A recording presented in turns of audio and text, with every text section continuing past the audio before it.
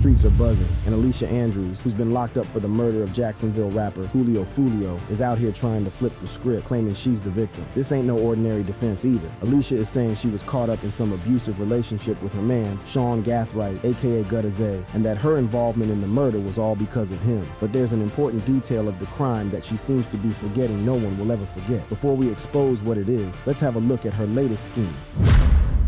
Alicia Andrews plays victim in Foolio murder. In the aftermath of the tragic murder of Jacksonville rapper Foolio, authorities acted swiftly to apprehend the suspects believed to be involved in the crime. Within a month of the fatal shooting, 4 individuals were in custody: Isaiah Chance, Alicia Andrews, Sean Gathright, and Rashad Murphy. All 4 were charged with first-degree murder, and Alicia Andrews, a 21-year-old woman, became one of the central figures in the case. Andrews, initially implicated alongside her boyfriend Sean Gathright, who is also known by his rapper alias Gutta Zay, now claims that she is a victim in this tragic scenario. On the night of the murder, the group, including Alicia Andrews, is alleged to have actively tracked Foolio, whose real name is Charles Jones, as he made several public appearances in Tampa, Florida. According to court documents, the pursuit began at Teaser's Gentlemen's Club, where Foolio had advertised an appearance through his Instagram account, followed by another stop at Truth 18 nightclub. The defendants split up into 2 vehicles: a silver Chevy Cruze driven by Isaiah Chance, with Alicia Andrews as his passenger, and a black Chevy Impala occupied by Sean Gathright.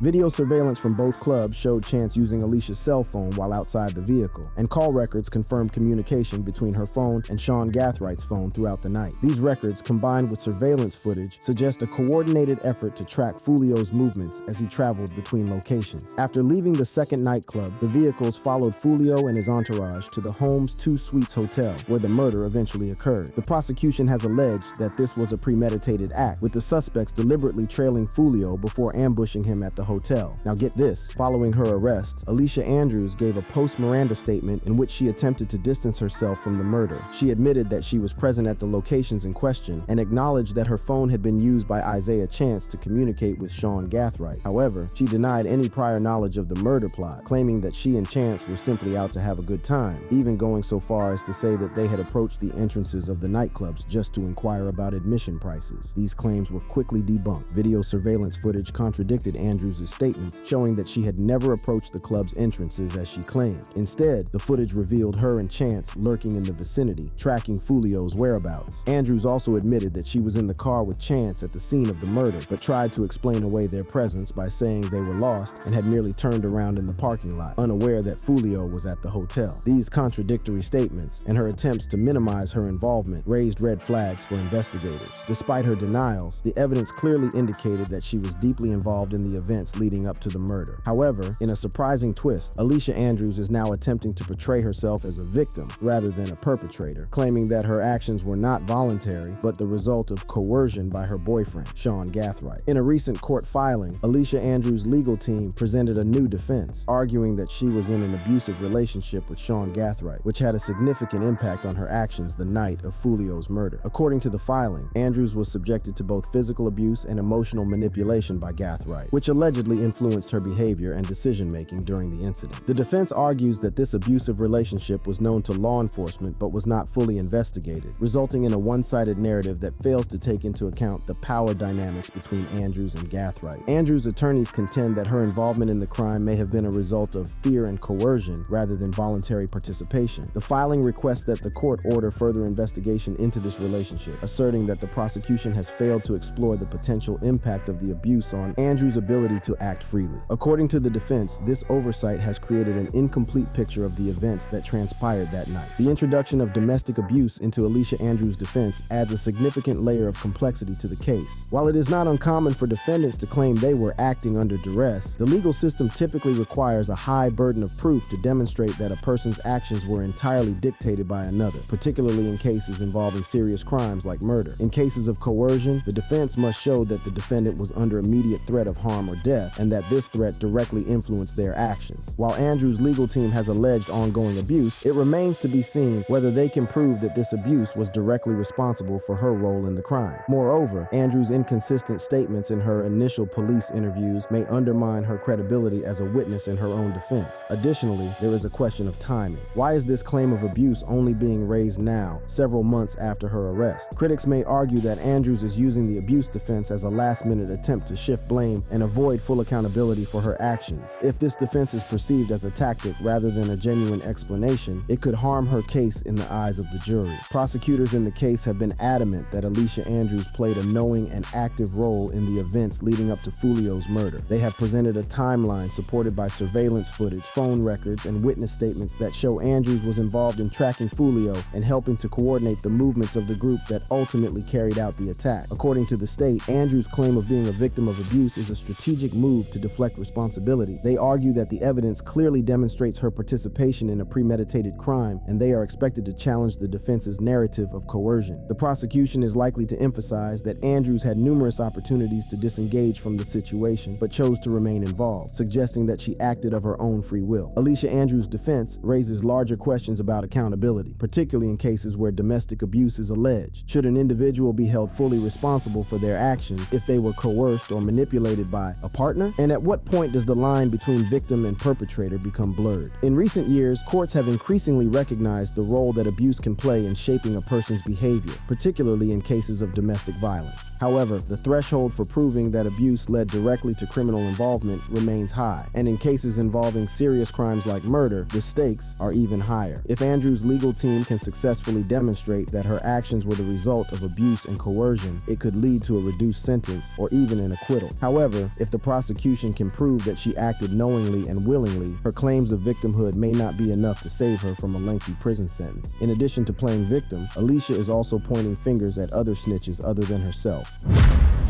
Alicia Andrews points fingers at other snitches. As Alicia Andrews continues her legal battle following the murder of Jacksonville rapper Foolio, her defense team has accused authorities of failing to investigate others who were with Foolio during the time leading up to the shooting, suggesting that key individuals close to the victim have been overlooked as potential suspects. But is this true? The Tampa Police Department, in their initial interviews with the victim's girlfriend, acknowledged that they had been monitoring Foolio's social media activity before the murder. According to court filings, Foolio had posted a flyer for a party in Tampa on Instagram weeks before the incident, alerting his followers to his whereabouts. Multiple people commented on the post, warning him about his many enemies and the danger he could face if he attended. In their legal filings, Alicia Andrews' lawyers pointed out that a significant number of individuals who were with Foolio the night he was killed had traveled with him from Jacksonville. The narrative presented by the police, one that painted Andrews and her co-defendants as the sole individuals tailing Foolio throughout the night, was, according to her defense, misleading. These other individuals were close to Foolio during critical moments, yet according to Andrews' team, their involvement was largely ignored by law enforcement. In a motion filed by Andrews' attorneys, they argued that many of the individuals who were with Foolio on the night of the murder were either uncooperative or provided contradictory statements during brief interviews.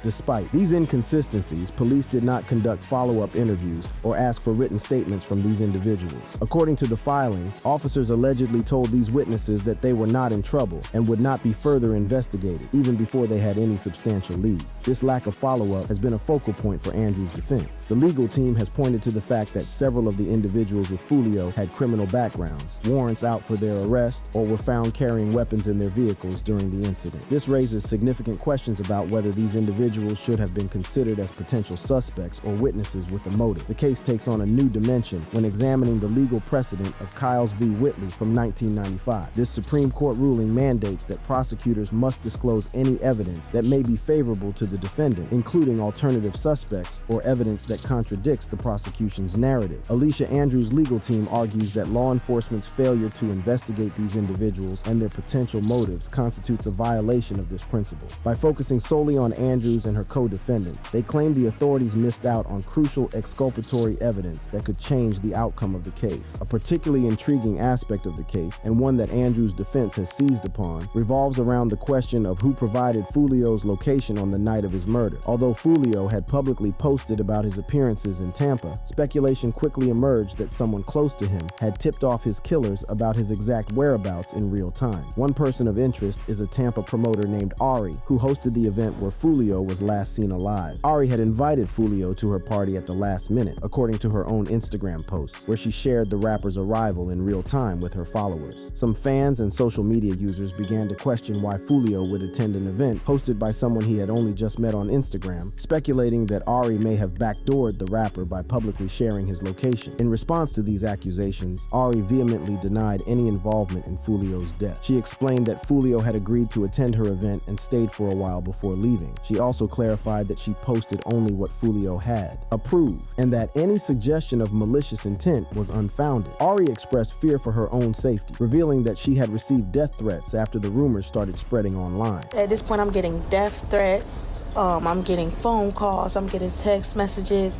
And I just gotta let y'all know what it is. Like, I had nothing to do with Foolio's death. Me and Foolio was texting. He came to my event. He popped out. He was in a section. He had him a bottle.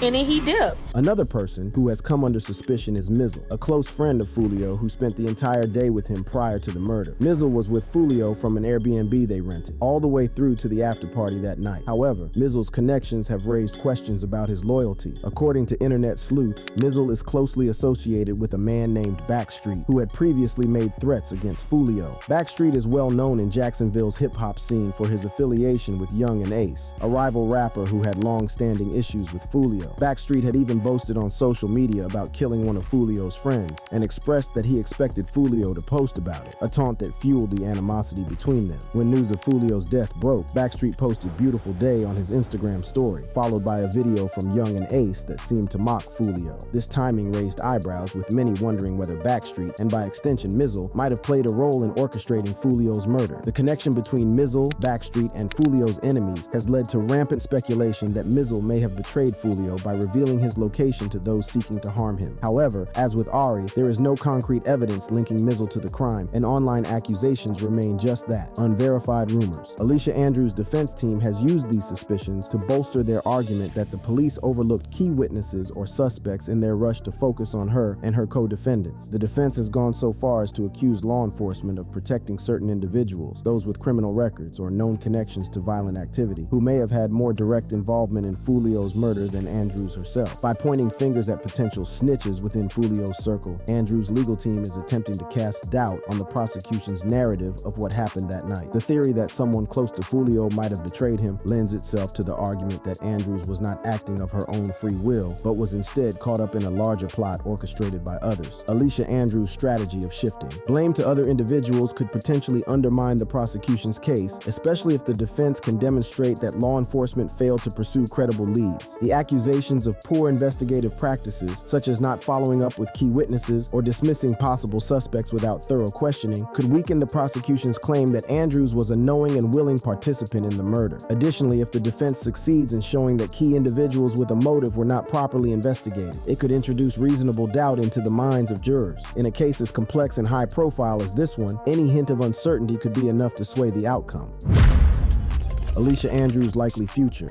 Okay, so her defense team are doing a heck of a job, but are they going to win? And if they do, what's it going to be like for Alicia? Let's take a closer look at the revelations once again. These revelations focus on overlooked evidence, unexplored suspects, and the failures of law enforcement to follow critical leads, all of which may play a pivotal role in shaping her future. One of the key elements of Andrews' defense is the behavior of key witnesses at the scene. According to her lawyers, multiple individuals close to the victim provided inconsistent and misleading statements during their initial interviews with law enforcement. These inconsistencies should have raised red flags, prompting further investigation, yet no follow-up interviews were conducted. This lack of scrutiny is significant because those witnesses were not only present during critical moments, but may have had their own motives or information that could change the course of the case. Under Strickler v. Green, 1999, the prosecution has a constitutional obligation to disclose material evidence that could influence the outcome of the case. By failing to delve deeper into the suspicious behavior of these witnesses, the state may have neglected to uncover exculpatory evidence that could benefit Andrews. Her legal team argues that this oversight severely undermines the fairness of the investigation and raises doubts about whether other suspects were unjustly ignored in favor of building a case against Andrews and her co-defendants. Moreover, Andrews' lawyers point to a string of warnings on the victim's social media pages prior to the fatal incident. Publicly visible comments and direct threats from individuals suggested that he was in danger if he attended the party where he was ultimately killed. Despite these warnings, law law enforcement's investigation centered almost entirely on Andrews and her co-defendants, dismissing other possible leads. By neglecting these online threats, which were made by individuals with clear motives, the police may have prematurely narrowed the scope of their inquiry. The focus on Alicia Andrews, according to her legal team, has also been misrepresented to the media. Since her arrest, the media narrative has fixated on the 5 individuals currently facing charges, including Andrews. This, her attorneys argue, ignores crucial facts such as the abusive relationship between Andrews and one of her co-defendants, Sean Gathright, as well as the potential involvement of others who were with the victim that night. Andrews' lawyers claim that those other individuals who traveled from Jacksonville to Tampa with the victim were not thoroughly investigated despite their proximity to him at the time of the shooting. By emphasizing the inconsistencies in witness statements, the failure to investigate social media threats, and the biased media coverage, Andrews' legal team is crafting a defense that challenges the state's narrative. These tactics are designed not only to deflect blame away from Andrews, but also to cast doubt on the integrity of the entire investigation. If successful, these arguments could significantly alter the trajectory of her case, potentially leading to a reduced sentence or even exoneration. Another critical development in Andrews' case is the state's decision not to seek the death penalty against her, a move that stands in stark contrast to the other suspects involved. While her co-defendants face the possibility of capital punishment, Andrews has been spared this ultimate penalty for now. This decision raises questions about how the prosecution views her level of culpability compared to her co-defendants, particularly Gathright and Murphy, who are alleged to have played a more direct role in the shooting. The state's notice to seek the death penalty against 3 of the suspects, Gathright, Rashad Murphy, and Isaiah Chance, highlights the seriousness of the charges they face, but also leaves room for the defense to argue that Andrews' involvement was less significant. Her legal team will likely leverage this omission to suggest that she was not as central to the planning or execution of the crime as the other defendants. The fact that the state did not pursue the death penalty against her could indicate a belief that her role was more peripheral, or that there are mitigating circumstances in her case that warrant a different approach. This development could work in her favor, potentially leading to plea negotiations or a reduced sentence if she is found guilty. The absence of the death penalty from her case provides her lawyers with an opportunity to argue for leniency, particularly if they can continue to cast doubt on the prosecution's evidence and highlight the failures of the investigation. As Andrews' defense continues to unfold, her lawyers have also taken the step of shifting blame onto her co-defendants, particularly Gathright. They argue that Gathright played a more significant role in the events leading up to the murder, and that Andrews was coerced or manipulated into participating. This strategy of deflection could potentially create divisions among the defendants, especially if Andrews is portrayed as a less willing participant or a victim of Gathwright's influence. The abusive relationship between Andrews and Gathright is likely to be a central theme in her defense. By portraying Andrews as a victim of coercion, her lawyers hope to generate sympathy and humanize her in the eyes of the jury. This narrative, combined with the assertion that law enforcement failed to investigate other suspects, paints a picture of Andrews as someone caught up in a larger web of violence and manipulation rather than a mastermind behind the crime. Looking ahead, Andrews' future remains uncertain, but her legal team is clearly laying the groundwork for a defense that challenges the state's evidence, questions the integrity of the investigation, and highlights the failure to explore other potential suspects. The decision not to seek the death penalty in her case is a significant advantage, but the road to a favorable outcome will be long and complex. As her trial date approaches in January, her defense team will continue to push for further investigation into the actions of other witnesses and the mishandling of key evidence by law enforcement. They are likely to call into question the conduct of the police and argue that the case against Andrews was built on incomplete or misleading information. If they are successful in creating enough doubt about her involvement, Andrews could see her charges reduced or face a lesser sentence than her co-defendants. However, if the prosecution is able to counter these arguments effectively and convince the jury that Andrews was an active participant in the planning and execution of the murder, she could still face a life sentence without the possibility of parole. While the death penalty is off the table, the severity of the charges she faces means that Andrews' future hangs in the balance, dependent on the strength of her defense and the outcome of the upcoming trial. A key factor that could also significantly affect Alicia Andrews' future is her alleged involvement in gang activity. Along with her co-defendants, Isaiah Chance and Sean Gathright, Andrews has been linked to the ATK and 1,200 Inches gangs, known rivals of Foolio's 6 Block gang. This gang connection not only adds to the complexity of her case, but could also have serious implications for her sentencing, depending on how deeply her involvement is perceived. Gang affiliations often exacerbate legal consequences, particularly in cases involving violent crimes. The murder of rapper Foolio is believed to be gang-related retaliation, and with law enforcement framing the crime within the context of a broader gang feud, it paints a harsher picture of Andrews' role. If the prosecution successfully establishes that Andrews was an active participant in this gang rivalry, her sentencing could be influenced influenced by laws that treat gang-related violence with heightened severity. Florida law, for example, includes provisions that allow for enhanced penalties for crimes committed in furtherance of gang activity. If the court finds that Andrews' actions were directly tied to gang violence, she could face tougher sentencing guidelines, even if she did not physically carry out the murder. The presence of the gangs in this case positions the defendants as part of a dangerous criminal network, a factor that the prosecution is likely to emphasize. Furthermore, Alicia Andrews' defense must contend with the perception that she was not merely an accomplice, but actively involved in the planning or execution of the crime. The fact that Isaiah Chance, also known as rapper Good Azay, and Sean Gathright are both affiliated with the same gang as Andrews creates a narrative that she was deeply intertwined with individuals operating within a violent subculture. The prosecution will likely argue that this association demonstrates a pattern of behavior and a predisposition for participating in violent acts, making it harder for Andrews to claim innocence or diminished responsibility. Despite this, Andrews' legal team will likely try to distance her from the gang affiliations, possibly portraying her as a victim of circumstance. The fact that she appeared visibly nervous during her arrest and court appearances could be leveraged to suggest that she was not a willing participant in the events, but rather coerced or manipulated by others, particularly by Gathright. Highlighting the abusive nature of her relationship with him, her defense may argue that her involvement was driven more by fear than by loyalty to the gang. However, the court's ultimate decision will rest heavily on how successfully the defense can refute the prosecution's argument that Andrews' gang connections played a direct role in the murder. If the jury perceives her as deeply embedded in gang life, the sentencing could be severe, potentially leading to life imprisonment even without the death penalty being sought. The gang rivalry, combined with the brutal nature of the crime, makes it unlikely that she will escape with a lenient sentence if convicted. In the meantime, the court of public opinion will continue to scrutinize her role in the crime, fueled by media coverage and the ongoing blame shifting between defendants. For now, Andrews' fate remains uncertain, but her legal strategy suggests that her defense team is prepared to fight aggressively to secure the best possible outcome for her. For more content like this, click on the videos showing on your screen now.